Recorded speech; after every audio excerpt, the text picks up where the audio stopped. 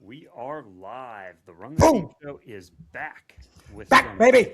new exciting content for everyone here. So, I think I'm just going to get right into this nice slideshow I've prepared from beginning. Very good. All right. Let's see. What does it look? Does it look like It looks good, Kevin. You're doing great. For the folks watching at home, this is a special episode because this is the first time that I'm sitting back and Mr. Kevin is going to be taking full control. I want to see what this man brings to the table. Let's go. All right, and for those of you college football fans tuning in, you might notice this is a little different. We're going to be covering UFC 325 live from Sydney, Australia, tomorrow, Saturday, 9 p.m. We have 6 fights we're going to cover, There we and Tyler has been doing a lot of research in the background. How do I get this to go to the next slide? You just click a bunch. Yeah, we went to college, folks. We promise. Okay. There we go. There we No. go. Okay, is that what you wanted to do? Yes, so now we're on this slide. And All this right. shows the matchups that we'll be covering. Like I said, 6. This is a big rematch, second numbered event after the new UFC Paramount deal. So no more pirating and illegal streaming for the boys and girls. We can now watch with a Paramount Plus subscription. I do have that now. The one thing that sucks is there's so many ads. So many ads, you don't get to see the fighter walkouts or the coach corners in between, but whatever. Oh. It beats buff streams or meth streams and getting risky pop-ups. So let's get into it with the first fight. This is going to be the featured prelim, so the last fight on the prelims. We have Junior Tafa versus Billy Elekans. Now, one interesting thing about Junior Tafa is he actually has a brother, not twins, but Justin Tafa is also a UFC fighter. He is a heavyweight. Junior, the Juggernaut Tafa versus Billy, son of Susie Elekans is what we got right here. So what I've put together is just a little slide that shows, their basic stats, their age, shows their recent fights, got a picture of them for those who like to see that, and then we got the fight lines down here. Now, So, Kevin, I want to hop in real quick. The first thing that I noticed, these guys on all metrics are pretty much lined up, right? But then I get to the stances. Can you just give me a brief difference between orthodox and southpaw as a guy who doesn't follow? yes, so orthodox is when you're standing with your left foot forward and your like power hand is your right hand. So Okay. left foot forward, boom. Southpaw is the opposite. So notable southpaws like Conor Oh, I McGregor, got you, yeah. they got just the switch. Okay. And there's a chance I got that mixed up. If it did, let me know in the chat. No, because I think I've heard southpaw is left-handed punching. So, yes. Okay. The only other thing to note, if I have something highlighted in yellow in the bottom table, I think that's a decent money pick. Okay. I'll get into more of that as we go through. But Junior Tafa, he has a lot of potential in the UFC. He just looks like a dog. However, he has what I call sad puppy syndrome sometimes, where if he's in a fight, it's not going well. He just gets that look in his eyes. Notably, Chiron Drones, the quarterback for Virginia Tech, sometimes gets that. But he came to the UFC at only 3-0. He was a heavyweight at the time. It just goes to show the UFC's heavyweight roster is very, very weak. So they'll take guys who've only had 3 professional bouts. It's not as entertaining to watch the heavier fellas, in my personal opinion, but that's, well, look, I mean, the little guys, the guys who are like hovering around 170, they're not the most powerful punches, but they're going ba ba ba ba ba ba ba. You know what I mean? It's just Stamina, cool to watch, yeah. Whereas these big boys, they get one hook, it's gonna knock you out, but it's a one and done kind of deal. So, I would be in the heaviest weight class of all of them. That's for one thing. So maybe that's why I'm projecting a little bit. But yeah, but 206, 205. What weight class is that considered, Kev? This is going to be your light heavyweight division. So the Okay. second heaviest weight class. The Out of heavyweight the division is 8 265. divisions, right? What was that? There's 8 divisions, correct? I want to say 9. We got Okay. We got flyweight, we got bantamweight, we got featherweight, we got lightweight, we got welterweight, we have middleweight, we have light heavyweight, we have heavyweight. So 8 for the fellas, but then there's another one for the ladies. They I think have there's strawweight, 3. which is 115. But I guess you were right. I was wrong. That's why you're the expert. Now, only other thing to note I here, don't know about that. Billy Elekans, he does have the style to make Junior Tafa get that sad puppy syndrome. He's a pressure fighter. His first fight in the UFC was short notice, and he took on Bogdan Guskov. Almost finished him, but he ended up getting a guillotine choke. And Sounds like a Mexican name. Bogdan Guskov? Yep. No, Middle Eastern, I believe. Or Okay, I was making a joke, but I would have said Russian, so I'm wrong. Okay. Okay. Yeah. Okay. Anyhow, yeah, I think we can maybe go to my prediction for this, and Yes. then we can see what you're thinking. But I do have Billy Elekans getting a second round submission over Junior Tafa. I'd love to see Junior get this win. He did look hungry at the weigh-ins. He looked ready, but I've seen him fold too many times. So I'm going with Billy. The numbers all are telling me to go with you two here. More reach, better record. Southpaw stance, I gotta like. And the guy looks more shredded too, and just at this picture. And you're telling me that Junior Tafa gets sad look eyes. Yeah, give me the Billy kid. All right, so Tyler and Kevin in unison. All Yep. right. Now, next. Oh, yes. So, for our YouTube Shorts viewers, we will be getting to our next pick, but this is where the YouTube Short will end. Join our channel for more. Now, into the main card. Quillan Salkilld versus Jamie Mullarky. And this is one where, I mean, you can, if you're looking at the money line right now, that wasn't a mistake. Salkilld is on an absolute tear. 9-fight win streak. He head kicked Nasrat Hagparist in October, who had actually, that fighter KO'd Jamie Mullarky a couple years back. He's, in his 3 UFC fights, he's beaten a fighter from India, from Israel, and from Afghanistan. So, Jamie Mullarky, he's looking to put some same countryman in that category there. Jamie Mullarky, he's been in the UFC. This is going to be his 13th fight. He did beat Michael Johnson by split decision back in 2022. Tyler, you'll like this. In 2021, he beat a guy named Devontae Smith. No relation to the... No relation? bird. Okay. Question for Maybe you. it was the same guy. What you got? So you said 13th fight in the UFC. I'm seeing a total of 26 up there on his record. Yes, so those would have been from other promotions. UFC is yeah, I think Okay. yeah, UFC's like the major leagues, whereas you'd have like minor leagues. You have other promotions, PFL, formerly Bellator, M1, Ryzen. Okay. There's so.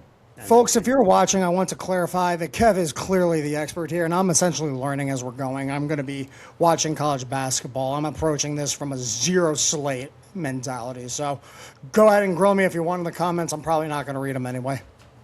And yeah, Tyler is kind of like, he's the test group for this, because I'm essentially picking against Tyler, who has not much knowledge. And so if he picks better than me, I will have to stop watching UFC. I'll have to stop using my wife's parents' Paramount Plus, log in, and go back to whatever I was doing before I fell in love with UFC and MMA. So, let's see. Was there any other notes I had? Nope. And so I'm going to get to it. All right. I think, so I have the decision highlighted as a good bet, but I do think he's going to win by KO. However, I'm going to go with Salkilld to win by the point spread. Now, what that means, Tyler, and for our viewers, because I don't think a lot of people know this, I had to look into it. So there's 3 judges scoring the fights. It's on a 10-point must system. So, it's someone's going to get 10 points each round, someone's going to get 9, or if they do really bad, 8. Okay. The point spread is essentially, if the fight goes to decision, will the difference of the 3 judges' scores be greater? So, like, if Salkilld wins all 3 rounds on all 3 judges' scorecards, he'd win 30-27 across the board. so he would be +9, I guess Okay. -9. And then if he gets a KO, you get that, you get your money too. So So Vegas treats it like if he gets the KO, he automatically wins the spread. yep. Okay, gotcha. And because he's such a big money line favorite, there's not much bang for your buck there. The point spread is going to be close to like -200 right now. It's not exactly a dead even like you see in like football or basketball, but that is my prediction. What do you think, Tyler? I'm gonna go against you with this one, seniority. Guy with more of a record. But looking at the numbers, now I'm gonna ask you, what does TD average mean? Because that's not what I think it means. So what is it? So that's takedown average, Okay. and I believe that's takedown average per fight. I actually wanted to crop that out because I wasn't sure what it was. There's also under it that I did crop out is takedown percentage, which makes a little bit more sense. You know, what percent of their takedowns are successful. But I guess essentially Salkilld has a better ground game, or at least he's better at getting the fight to the ground. But next week Yeah. I'll come back with that Okay. information. I'm still gonna stick with this guy, Mr. Mullarky, just for the seniority's sake as a newbie. But looking at the numbers here, that probably is the wrong pick. But I'm sticking with it. Hey, if you're right, you're right, and there's That's right. nothing I can do about A it. lot of this is gonna be vibes.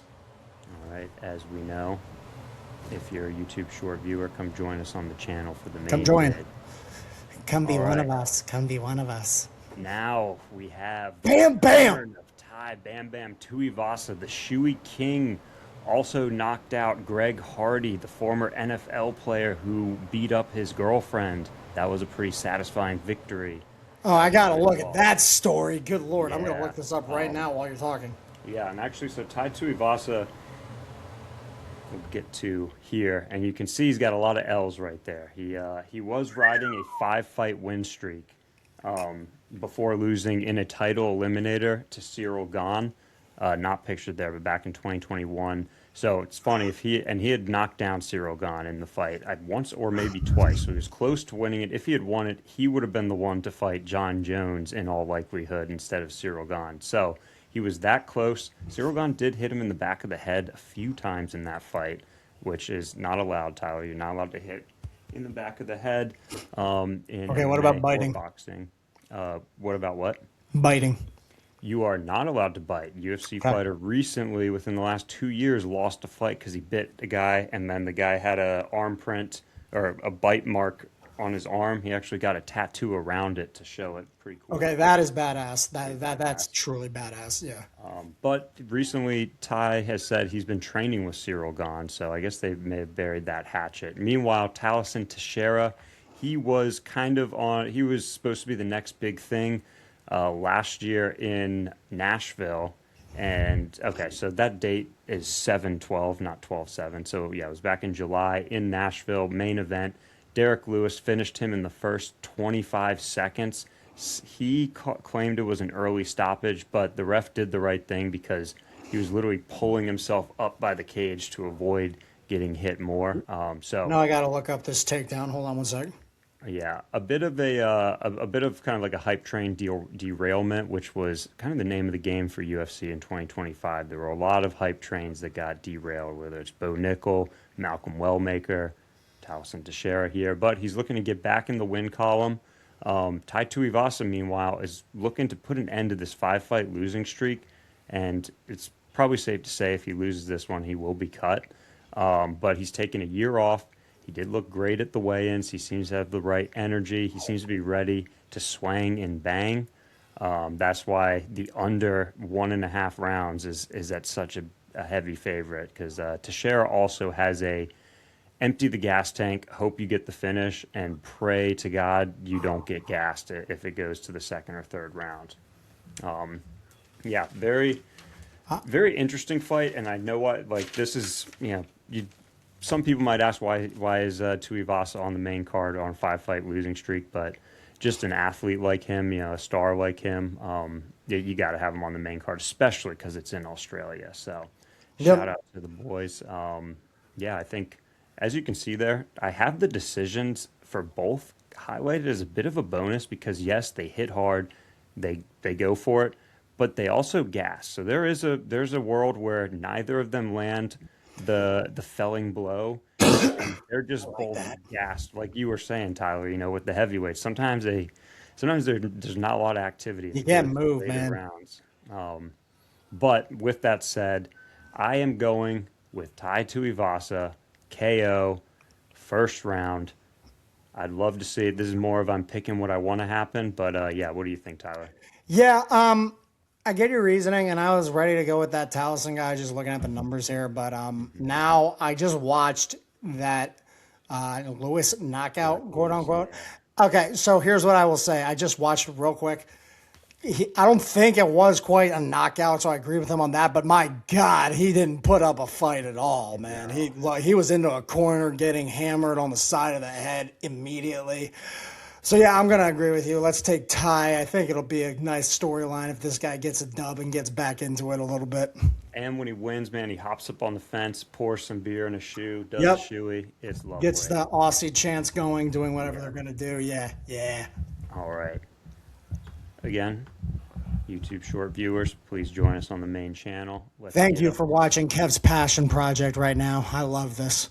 This is, you guys are all enabling me, and so I do You are. appreciate that. Here we go now. Now we are in what is considered the featured bout. So third from the end. So after this, there's only two more. We have Rafael Fiziev versus Mauricio Ruffy. Tyler, for your awareness, Brazil, or I guess Portuguese, the R is pronounced as an H. So it's Brazil. Mahihio Huhi. Yes. And both these guys, these are people that I see as being in title contention. You'll look at Rafael Fiziev's his last four fights, not that impressive, but keep in mind two of those were against Justin Gaethje, Yep, I saw and that. yeah, Gaethje Yeah, is now the interim lightweight champion. He was riding a six-fight win streak before that fight of the night with Justin Gaethje, and then he was a short notice replacement. In the second time he fought Gaethje, Dan Hooker had to pull out with a broken hand, so he fought him on maybe 2 or 3 weeks' notice. And then the only other note on those losses, his loss to Mateusz Gamrot, that was because he broke his leg or hurt his leg. So it wasn't like he wasn't like knocked out or finished, or it was an injury that caused that. But he's coming back, got back in the win column with a unanimous decision over Bahamondes. Just a really, really exciting guy to watch. You'll all right. see that TD average we were talking about earlier, very low. So these guys are not looking to take it to the ground. That's why the submission prop is such a enticing odds there, plus 2,000 plus. But on the other hand, Mauricio Ruffy, he was riding a seven-fight win streak before Benoit Saint Denis had a little bit of a y'all must have forgot rear naked choke victory over him back in September. That win over Bobby King Green, it was a crazy spinning heel kick. It was one of those KOs where Beautiful. you Hold get on. a little scared because he hit him with it and the guy just fell forward, was limp for a little while. Wait, which fight was that? I gotta look up This this now. was Mauricio Ruffy versus Bobby King Green. Okay, And hold on. actually, at the press conference last night, Fiziev, he asked that Ruffy does not throw too much spinning shit. So we'll see if he obliges. Now, the only other note on Ruffy is he left his gym, the Fighting Nerds, back after this loss to Benoit Saint Denis, and he's been training with Alexander Volkanovski and that city kickboxing team. So a little interesting, always interesting when someone changes teams. You expect to see new moves, little new wrinkles. And this is actually one where I forget what I put for my prediction. I think I had Ruffy getting it done by decision. We'll have to actually wait until we get to the last slide for me to double check that. But Okay, what do you I'm think? taking Hoovy. Yeah, I watched that spinning kick, and I'm a sucker for that crazy shit, man. I really am. I Yeah. mean, crazy for it is a long shot term. just one Villanova covering by Providence is dead. Villanova looks like they have a shot to be in the tournament now. And so everybody knows, in the Battle of Michigan, it's not really a battle anymore. It's replicating the football season. Michigan is up 40-22 against Michigan State. Wow. Michigan State's day will come, but yeah. Do you like Villanova because they're close? Aren't they close to Philly? There is a lot of people that annoyed me back in the day when they would try to claim the Villanova championship was like a Philly victory. No, it's not. It would have been like I went to a second high school if I went there, obviously, and I wouldn't have met your smiling, beautiful, darling face. You know what I mean?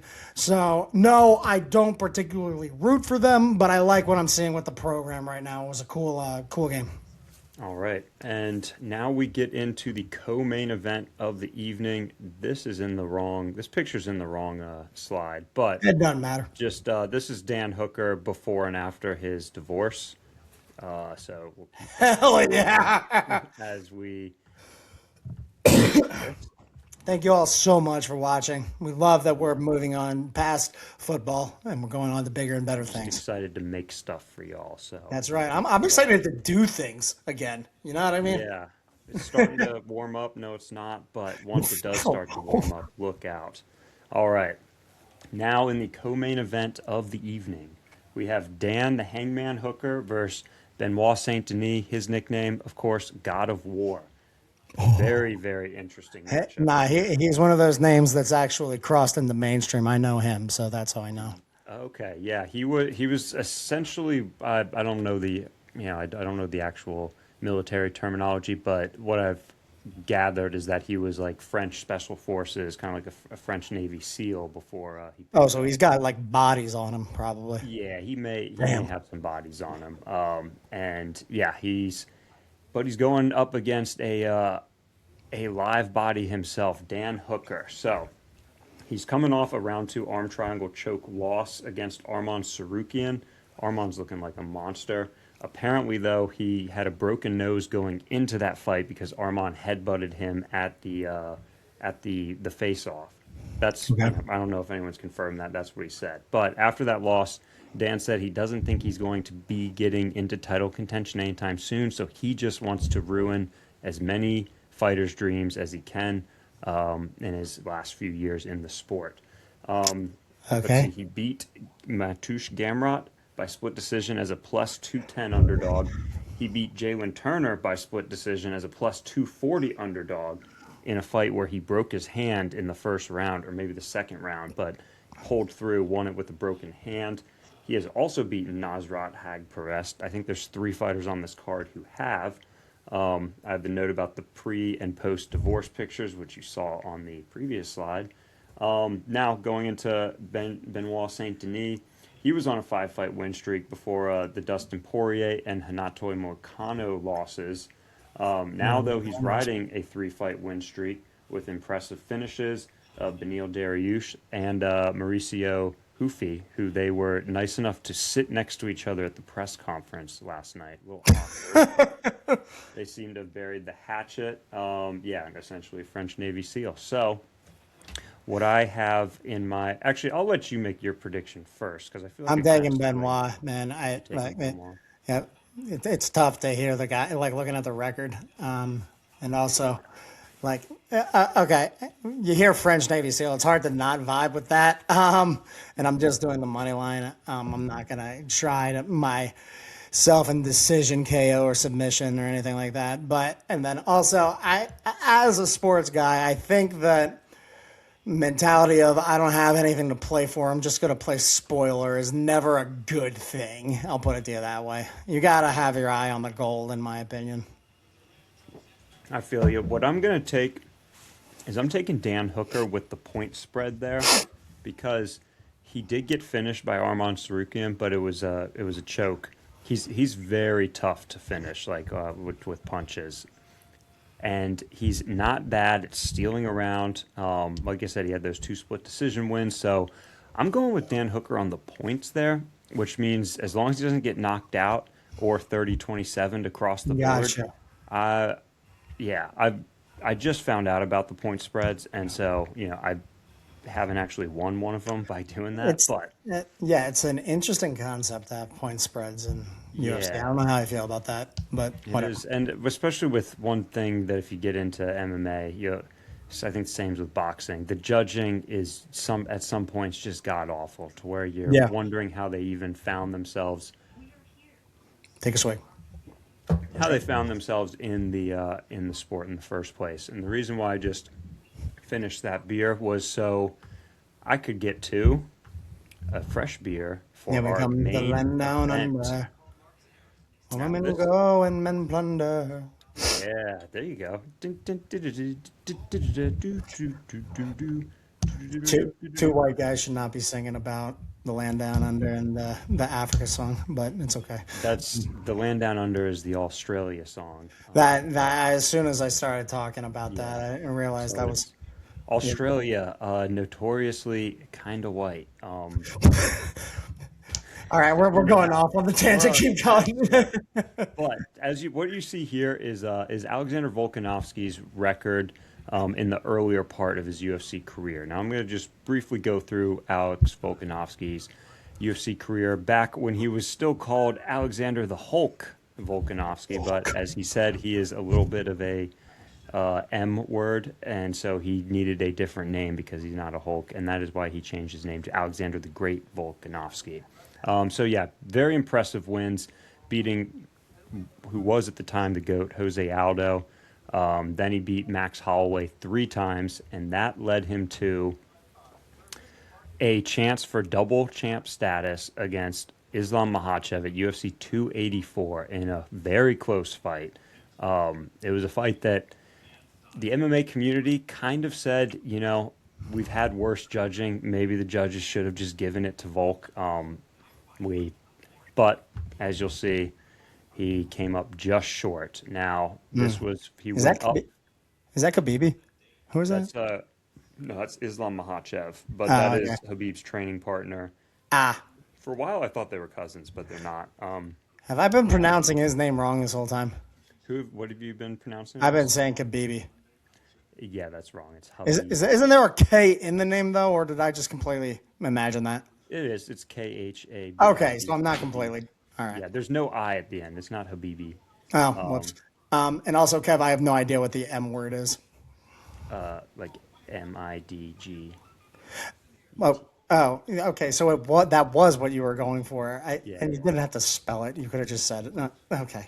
Okay. Whatever. Keep talking about fighting.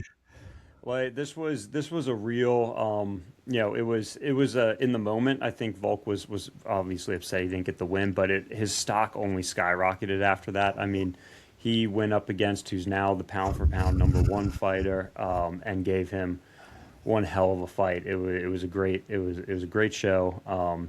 And so anyway, then he goes back down to defend his featherweight belt because he still had it against Yair Rodriguez, very interesting striker out of Mexico, and he ended up winning that one in I think the third round, maybe it was the fourth round, ground and pound finish. He's back. However, UFC 294. Islam Makhachev supposed to be fighting Charles do Bronx Oliveira, but because of a nasty cut over Charles's eye, he had to pull out a week before. And that's actually where the meme of Volkanovski always stepping in on short notice really came to be, because he took the fight, and it did not go well. First round, head kick KO. After the press conference after, he talked about how he'd been drinking every day. He sort of just came off the couch, thought he could do it, and yeah, he said he was sort of doing his head in without having a fight. Thought this would help. It's kind of a sad moment. You see, that's the dark side of this stuff, man. It really is, man. It was one. I mean, yeah, like choking up, talking about how like he's with his family, but he like can't enjoy the moment because he's not training for a fight. Anyway, then things go from bad to worse. People were saying he should not come back and fight this soon, but the UFC sometimes is demanding when they need their stars to fill a pay-per-view. So just a few months later, UFC 298, this is when he brought out the persona Old Man Volk, because nobody over the age of 36 had won a championship in a weight class lower than 155. They were like 0 and 27. He was like, I'm going to be the first one to do it. As you can see here, he got KO'd again. And this one was a particularly brutal KO. Ilya Toro hits like a truck.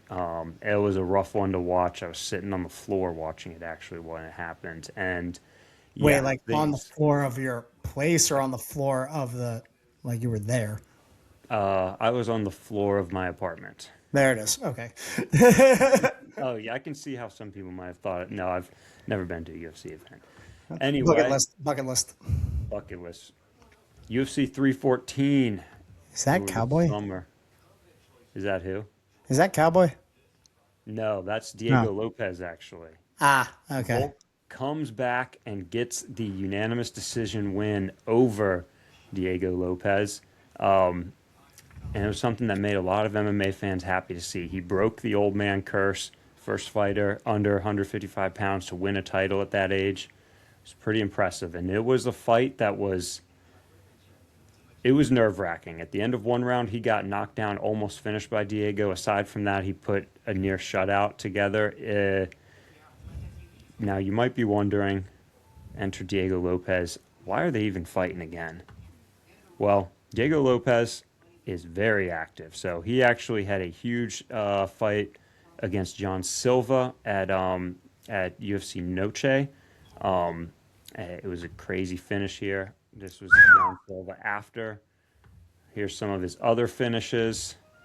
There against Sadiq Youssef. Diego Beautiful Lopes is a mullet. dog. Beautiful mullet. Good Lord. Beautiful mullet. Now, we Okay. get to the page. We can see, I feel like I don't really need to go into anything more. Both of them very well rounded. In the Yeah. first fight, Diego was head hunting a little bit too much. I think his coach, I think he might have even said he was head hunting, and it was his first time in the spotlight like that. He fell short. The reason why they're running this one back, the UFC Paramount deal, it just started, and they wanted like a surefire banger, I think. Yeah. Yeah. Because there were a couple more deserving opponents that probably should have gotten this fight. But, everyone's happy to play their part, I guess. And Right. yeah, what I have here, I have Volk winning by submission. Sneaky. He could get it done. I believe he Okay. has a guillotine submission on his record. But then the other thing that I've learned about Diego Lopes, he's been training at Oklahoma State with their wrestling team. That's So pretty cool. yeah, I could see a world. And in the John Silva fight, in the first round, he took him down, mounted him, and I think he had a 10-8 round. So I could see a world where he wins by decision because Volk is very hard to choke out. He's famously survived Brian Ortega's submission attempts. So yeah, it's sneaky here. I- And I Are you was picking calling, both of those? I'm confused because you well, can't, right? I was calling for what I had originally. Diego Lopes wins by decision. And I Okay. was like, that's great. But then I realized I cannot pick that and then spend the whole fight hoping Volk loses. So I got Volk in a y'all must have forgot KO TKO in, I believe, the fourth round is what I'm saying. What do you think, Ty? All right. Vibes pick. Volk is clearly the better fighter. He's got the numbers and the accolades to back that up. He's older, reaching that, end stage potentially. I can't think of a time. I mean, 37. I'm about to be 30 and I'm already aching.